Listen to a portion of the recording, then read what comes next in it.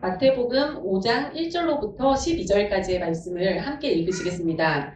예수께서 무리를 보시고 산에 올라가 앉으시니 제자들이 나아온지라 입을 열어 가르쳐 이르시되 심령이 가난한 자는 복이 있나니 천국이 그들의 것이미요 애통하는 자는 복이 있나니 그들이 위로를 받을 것이미요 온유한 자는 복이 있나니 그들이 땅을 기업으로 받을 것이미요 의에 줄이고 목마른 자는 복이 있나니 그들이 배부를 것이미요 긍휼히 여기는 자는 복이 있나니 그들이 긍휼히 여김을 받을 것이니요 마음이 청결한 자는 복이 있나니 그들이 하나님을 볼 것이요 화평하게 하는 자는 복이 있나니 그들이 하나님의 아들이라 일컬음을 받을 것이니요 의를 위하여 박해를 받는 자는 복이 있나니 천국이 그들의 것임이라. 나로 말미암아 너희를 욕하고 박해하고 거짓으로 너희를 거슬러 모든 악한 말을 할 때에는 너희에게 복이 있나니 기뻐하고 즐거워하라. 하늘에서 너희의 상이 큼이라. 너희 전에 있던 선지자들도 이같이 박해하였느니라. 아멘.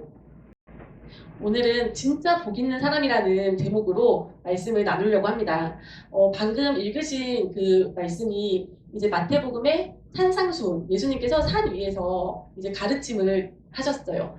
그 산상수훈의 가장 첫 번째 되는 말씀이 유명한 팔복에 대한 말씀입니다. 8가지의 복이 있는 사람.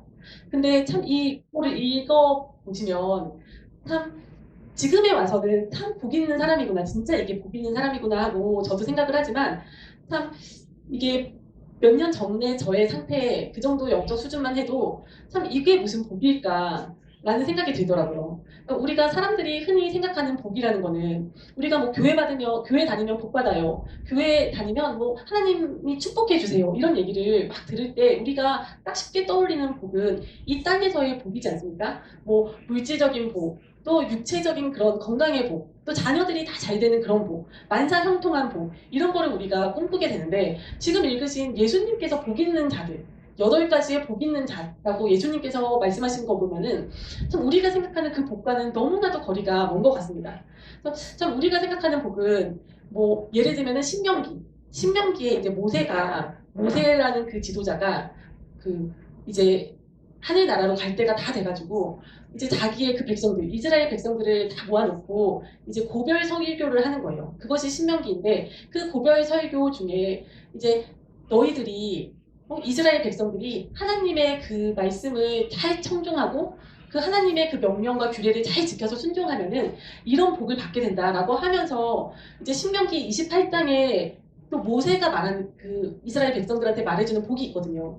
근데 그것은 또 오늘의 말씀과 비교해 보면은 그것은 참 이 땅에서의 복이에요. 우리가 흔하게 생각하는 그런 물질적인 복이거든요. 예를 들면은 니네가 하나님 말씀에 잘 순종하면 받는 복은 니네가 성 안에 있어도 복을 받고 또 성 밖에 나가서 들에 있어도 복을 받고 또 니네가 기르는 식물들이 다 열매를 잘 맺고 그런 수확의 복을 받고 그리고 니네가 기르는 가축들이 또 다 잘 되는 그런 복을 받고 또 자녀들이 잘 되는 복을 받고 니네 손으로 하는 모든 일이 잘 되는 복을 받고 또 니네 그 떡 광주리와 막 그릇까지도 복을 받고 막 이런 복을 모세가 얘기를 하거든요.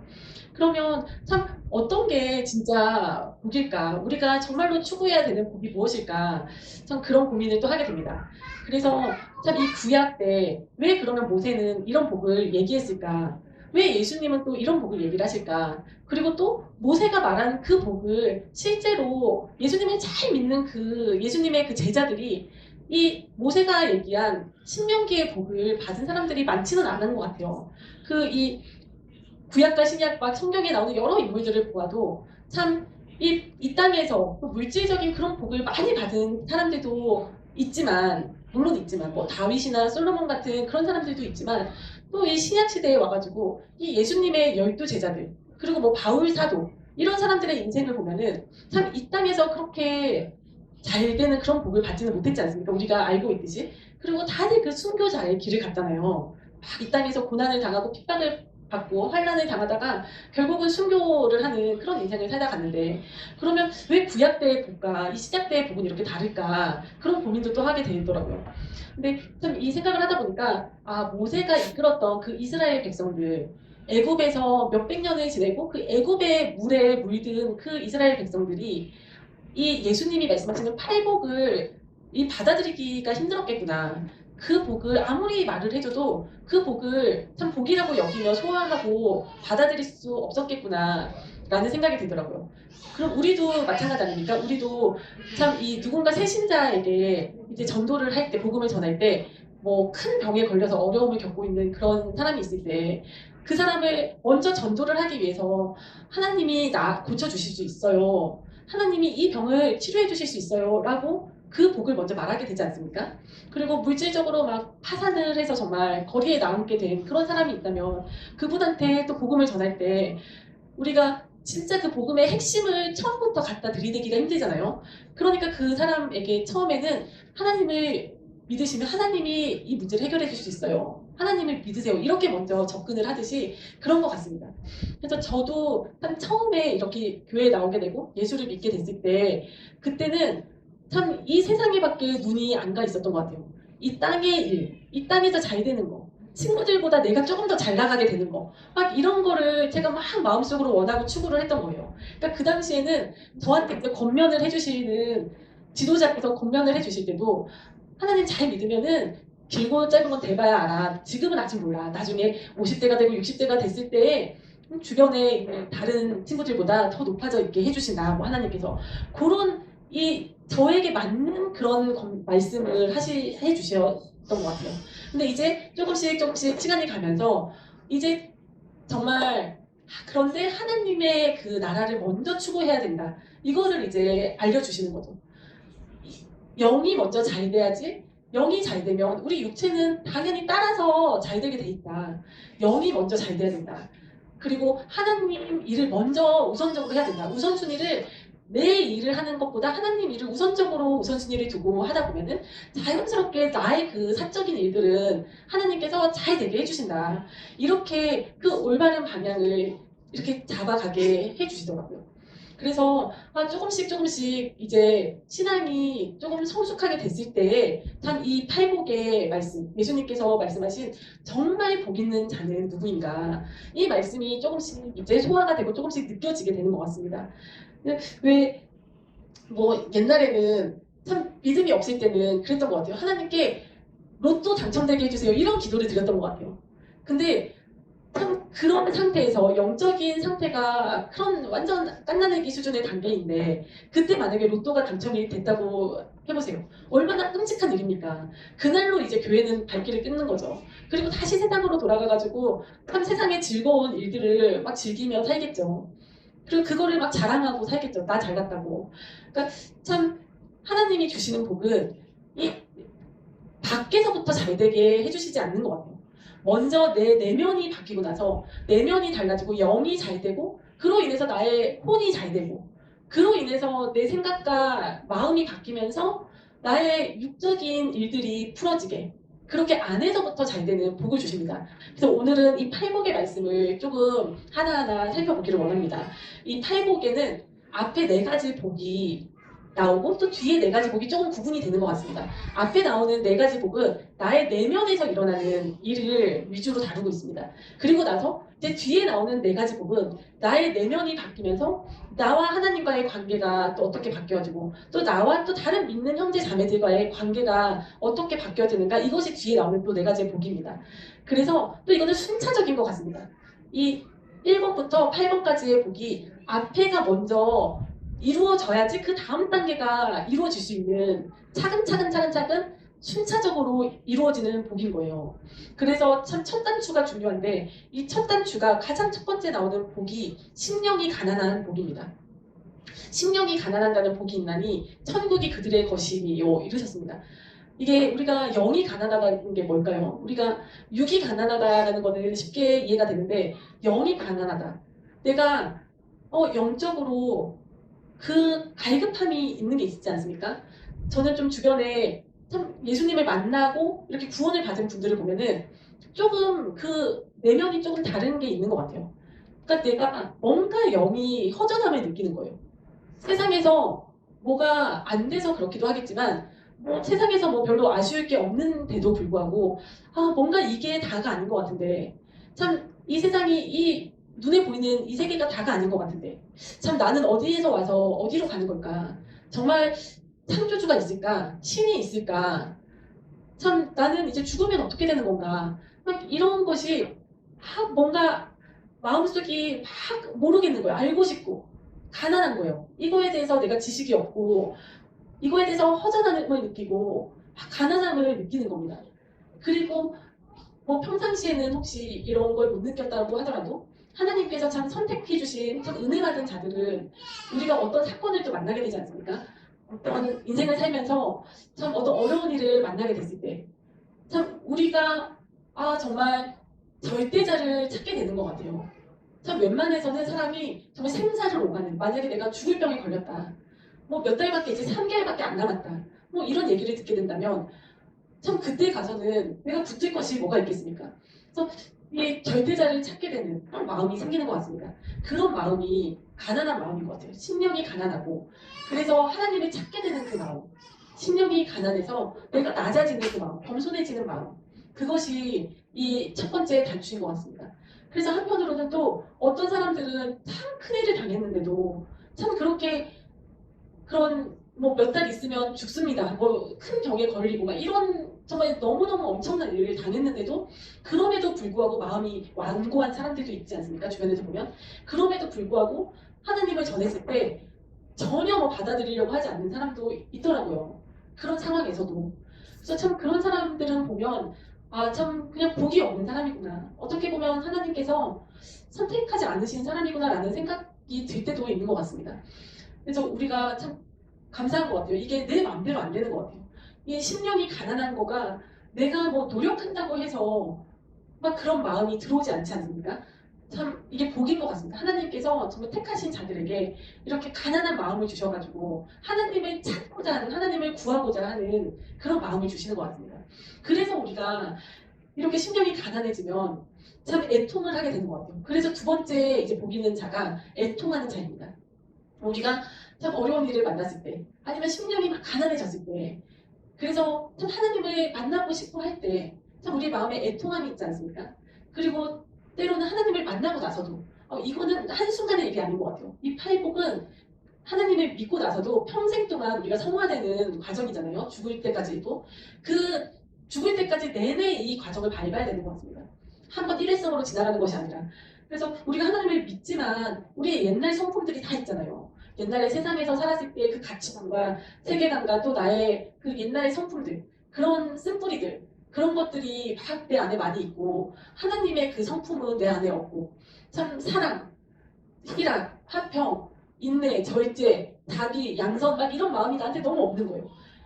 그리고 내 안에 막 미움이 있고 질투심이 있고 시기심이 있고 경쟁심이 있고 막 좌절감이 있고 막 피해의식이 있고 이런 내 안을 바라보면서 애통함이 나오잖아요 우리가. 그래서 우리가 막 주여 삼창도 하고 부르짖는 것이 아닙니까?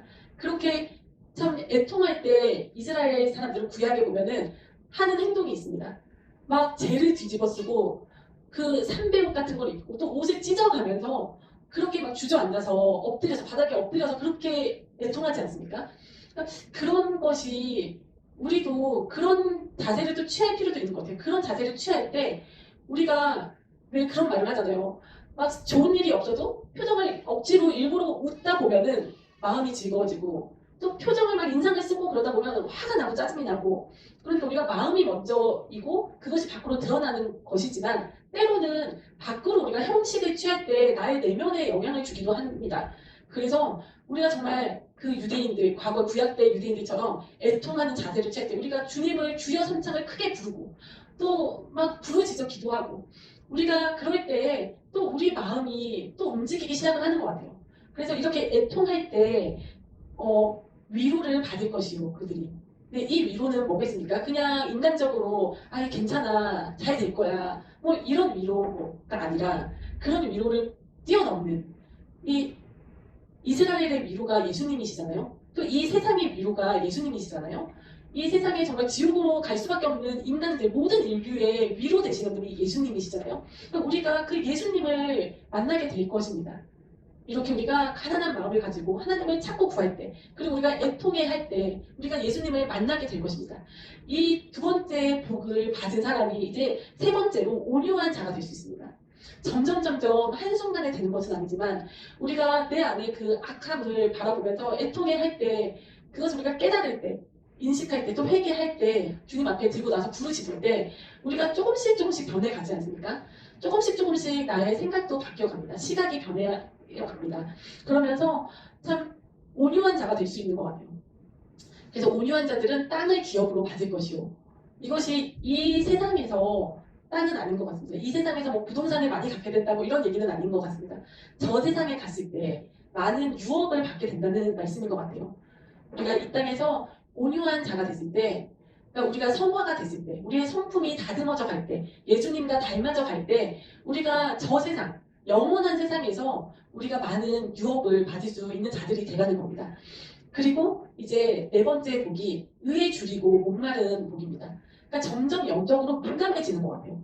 우리가 참 그냥 예수님을 안 믿을 때는 전혀 영적인 감각이 다 죽어 있었죠.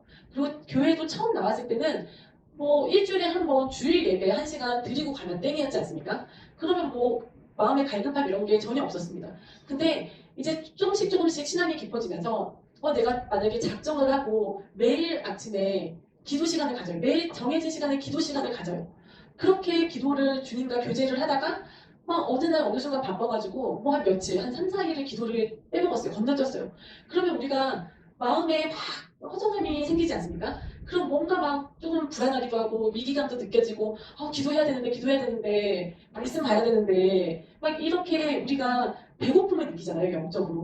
영적으로 말씀도 듣고 싶고 배고픔을 느끼고 또 성령 충만해지고 싶고 이 목마름도 느끼고 이런 식욕을 갖게 됩니다. 이것이 건강한 사람의 참 모습 아니겠습니까? 우리가 참 식욕만 있어도 죽지 않는다고 하잖아요. 환자분들이. 근데 이제 식욕을 잃는 순간, 곡기를 끊는 순간 이제 뭐 얼마나 못 사신다 이러지 않습니까? 이런 것처럼 우리가 영적으로도 마찬가지인 것 같습니다. 영적으로도 막 배고픔이 느껴져야 돼요. 하나님의 말씀에 대해서 막 갈급함이 느껴져야 되고 성령 충만해지기 위해서 막 그 갈급함이 목마름이 느껴져야 됩니다. 그랬을 때 이렇게 의에 줄이고 목마른 자들은 그거를 추구를 하다 보니까 이제 영적으로 배부른 자들이 됩니다. 그런 자들이 됐을 때 이제 다섯 번째로 긍휼이 또 여기는 자들이 됩니다. 이 다섯 번째부터는 이제 믿는 형제 자매들과의 관계 속에서 이제 나타나는 복입니다. 예전에는 참 우리가 다 그 악한 사탄의 성품이 다 안에 있기 때문에 우리나라 속담에 참 사촌이 땅을 사면 배가 아프다는 말이 있듯이 남 잘 되는 꼴을 못 보는 게 있지 않습니까? 겉으로는 안 그런 척하지만 참 누가 잘 됐다 하면 겉으로는 정말 축하한다고 축하해 주지만 속으로는 뒤돌아서서 씁쓸한 그런 게 느껴지는 것이 참 사람입니다. 그래서 막 어른들 중에 동창회 안 나가시는 분들이 많아요. 저도 뭐 마찬가지지만 괜히 동창회 갔다 오면 막 부부싸움을 하게 되고 이런다고 그러지 않습니까? 그러니까 참 남하고 비교하게 되고 또 막 질투를 하게 되고 이렇게 남이 또 좀 안 되면 약간 쌤통이다 이런 막 좀 못된 마음도 있고 이런 것이 우리의 본성입니다. 근데 우리가 이렇게 내면이 조금씩 조금씩 바뀌어가면서 하나님의 성품이 또 들어오게 되고 내가 변화해 가게 되면은 다른 사람을 볼 때 옛날 같았으면 저 사람은 왜 저러지 하고 막 비판하게 되고 정죄하게 될 일들도 참 나도 저랬었는데 이게 또 느껴지지 않습니까? 나도 저랬었는데 참 저 사람도 참 얼마나 힘들까 하고 다른 사람에 대해서 긍휼하는 마음을 갖게 됩니다. 이런 긍휼이 여기는 그런 사람이 되게 되고 또 여섯 번째로는 마음이 청결해지겠죠. 이제 이 청결하다는 말은 우리가 겉으로 깔끔하게 샤워도 다 하고 우리가 주일 예배에 나올 때 옷도 참 깨끗하게 빨아서 다려입은 옷을 입고 머리도 드라이를 하고 깨끗한 모습으로 나오지만 이때 말하는 청결은 겉이 깨끗한 걸 말하는 게 아니라 속이 깨끗한 걸 말합니다. 그러니까 속이 깨끗한 사람이 되면 우리의 마음속에 쓴뿌리들이 많이 제거가 되고 옛날 성품들이 많이 제거가 돼가지고 안에 정말 우리의 마음이 속이 참 깨끗한 청결한 순수한 사람이 되면 우리가 하나님을 보게 될 거라는 겁니다. 우리가 마음이 깨끗해질수록 참 저 나라를 더 사모하게 되는 것 같아요. 우리의 시각이 바뀌게 되는 것 같습니다. 그래서 참 저도 몇 년 전까지는 전혀 이 땅만 쳐다보고 사는 사람이었죠. 시야가 저 세상에는 전혀 가 있지 않았는데 몇 년 전부터 이제 시야가 조금 감사하게도 바뀌는 거예요. 그러면 이제 이 세상에 이 땅에서 일어나는 일들이 참 이 땅에서 아무리 복을 받아도 그것이 몇 년이나 가겠습니까? 제가 그래도 우리 교회에서는 약간 젊은 축에 속하는데 그래도 앞으로 제가 뭐 50년 이상은 살겠습니까? 다 50년 후면은 뭐 저 아주 정말 넉넉하게 잡아서 100년 후에는 우리가 아무도 여기 없습니다. 다 저 나라에 가 있겠죠. 근데 그 뭐 30년, 50년, 100년 그 받는 복보다 물론 그 복도 받아야 합니다. 신명기에 나오는 이 땅에서의 그 복도 우리가 받아야 합니다. 하지만 그거보다 더 귀한 것이 영원한 복입니다. 이 팔복, 우리의 내면이 바뀌는, 우리가 성화되는 이 팔복은 영원한 복입니다. 이 땅에서 잠깐 몇십 년 누리다가 끝나는 것이 아니라 정말 새하늘과 새 땅에서 영원히 누리게 될 복입니다.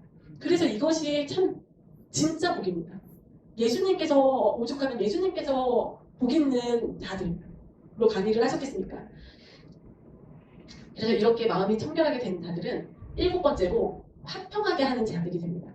우리가 참 이 땅의 일을 막 바라보고 있을 때는 참 저 하늘의 나라를 보지 못할 때, 하나님을 보지 못할 때, 저 세상에 대한 그 영적인 시각이 뜨이지 않았을 때는 참 우리가 뭐 내 거를 추구하게 되지 않습니까? 이기적이 될 수밖에 없는 것 같아요.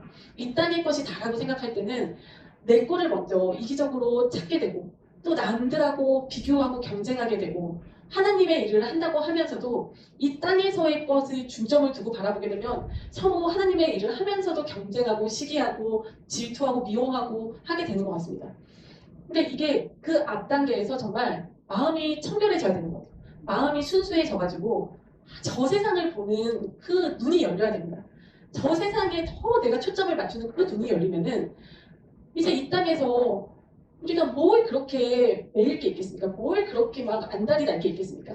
뭘 그렇게 남을 굳이 막 이기고자 하는 게 있겠습니까? 그러니까 우리가 협력하는 자들이 되는 것 같습니다. 이런 시각이 바뀌고 나서는 우리가 협력을 할 수 있게 되는 것 같아요. 화목할 수 있게 되는 것 같아요. 괜히 나를 앞세우고 내가 자랑하고 내가 칭찬받기 위해서 막 남을 눌러야 되고 그런 게 없어지는 거예요.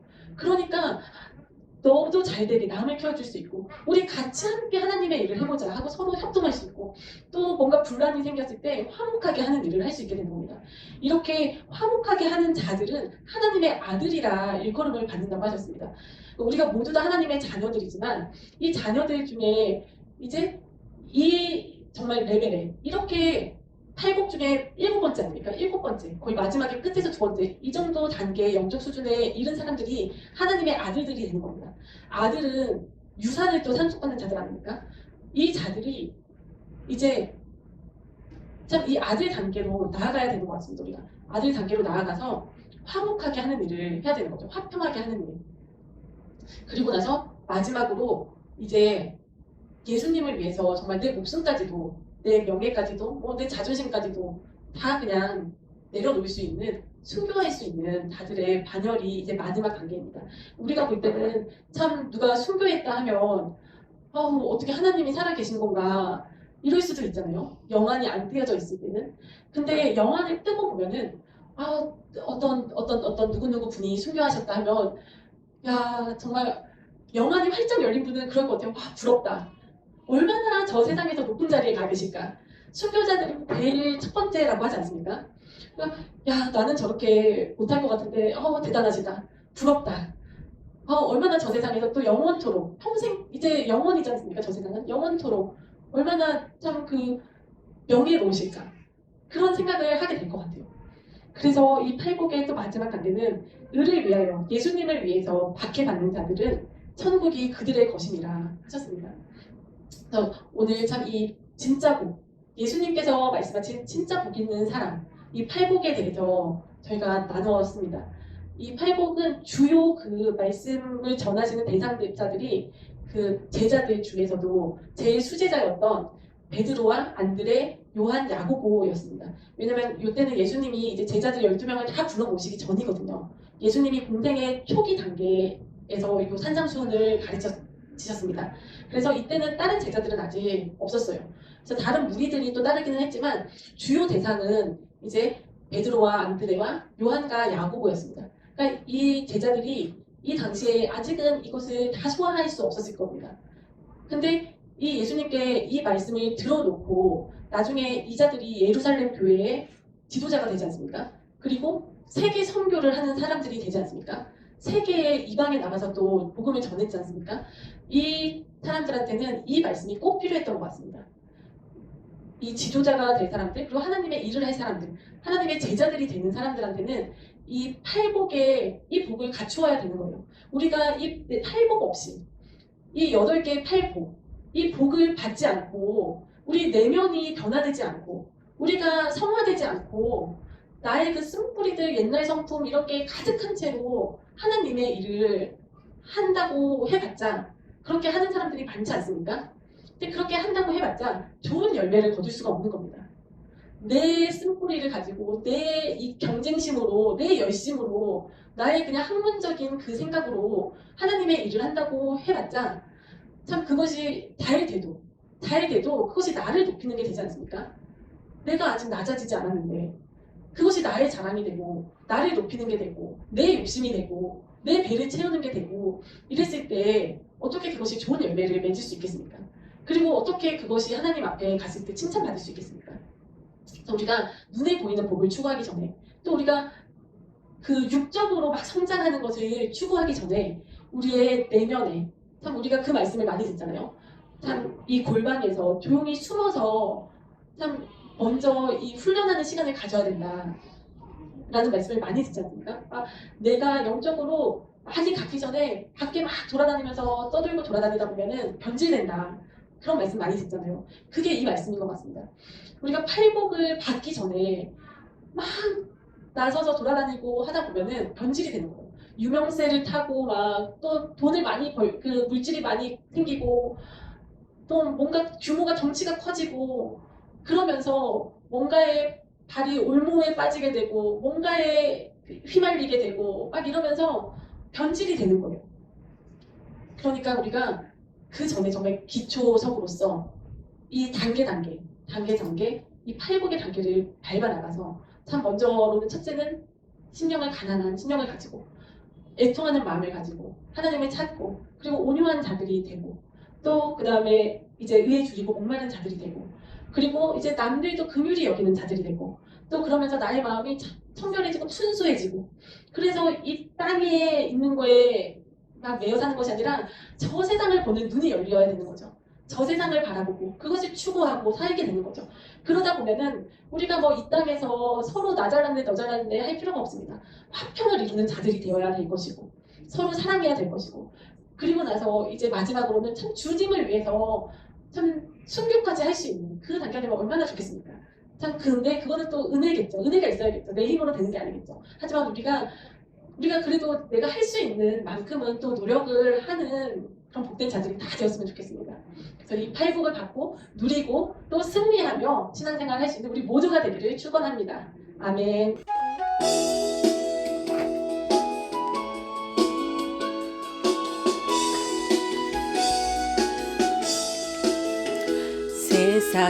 세상에서 방황할 때 나 주님을 몰랐네. 내 맘대로 고집하며 온갖 죄를 저질렀네.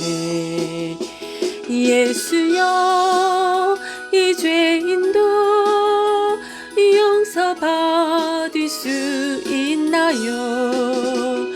벌레만도 못한 내가 용서받을 수 있나요? 많은 사람 찾아와서 나의 친구가 되어도 병든 몸과 상한 마음 위로받지 못했다오. 예수여 이 죄인을 불쌍히 여겨주소서. 의지할 것 없는 이 몸 위로받기 원합니다.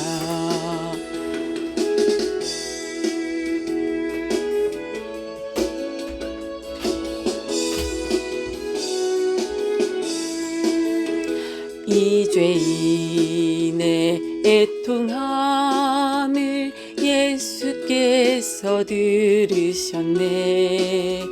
못자국 난 사랑의 손 나를 어루만지셨네. 내 주여 이 죄인이 다시 눈물 흘립니다. 오 내 주여 나 이제는 아무 걱정 없어요. 내 모든 죄 무거운 짐 이젠 모두 다 벗었네. 우리 주님 예수께서 나와 함께 계신다오. 내 주여 이 죄인이 무한 감사드립니다. 나의 몸과 영혼까지 주를 위해 바칩니다. 주를 위해 바칩니다.